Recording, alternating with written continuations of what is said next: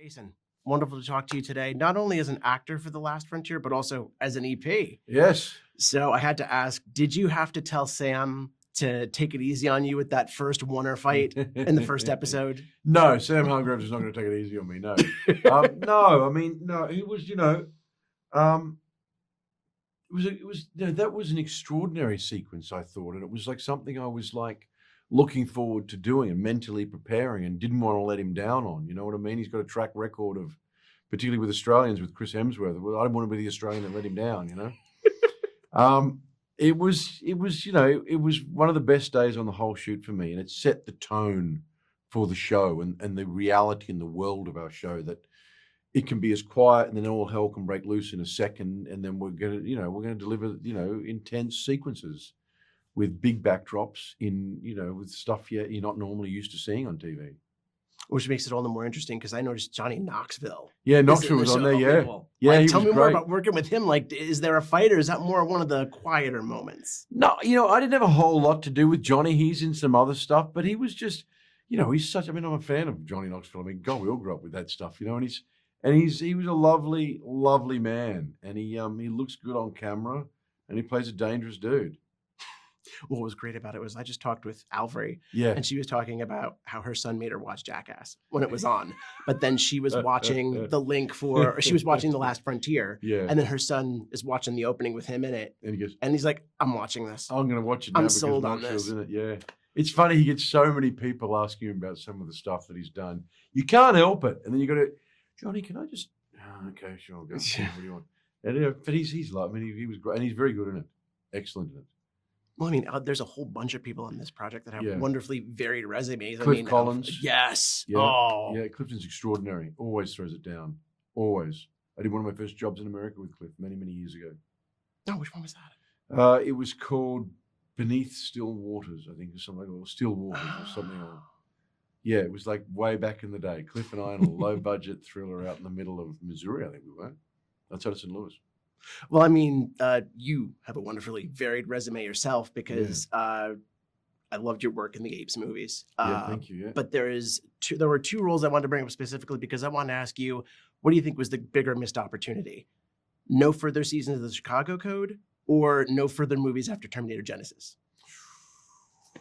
Ooh, they were both deeply painful moments in my career there, But it's funny, without Chicago Code, not being picked up, I would never have done Zero Dark 30.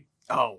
I wouldn't have done Lawless, and then I wouldn't have done Zero Dark 30. So it was one of those things that, misfortune led to where I am now.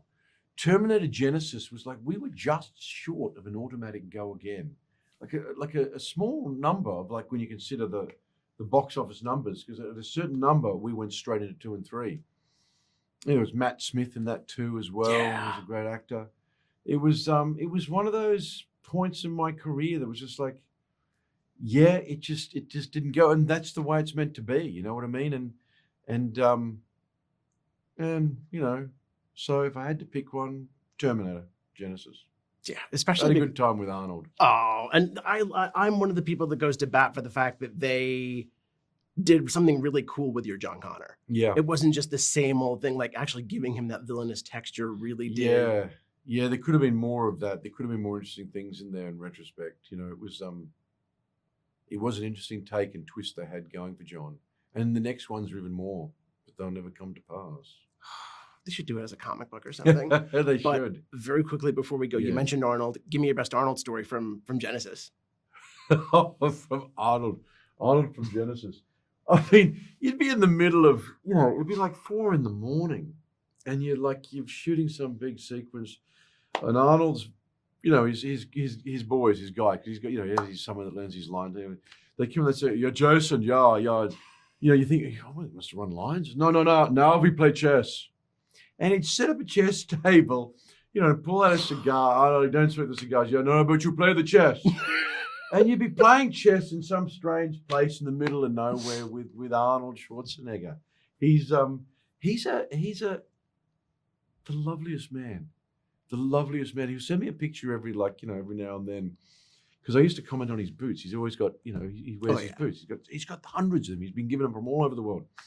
And I used to say, man, I like your handmade boots, whatever. So he sends me a picture of it, you know, it's boot cleaning day.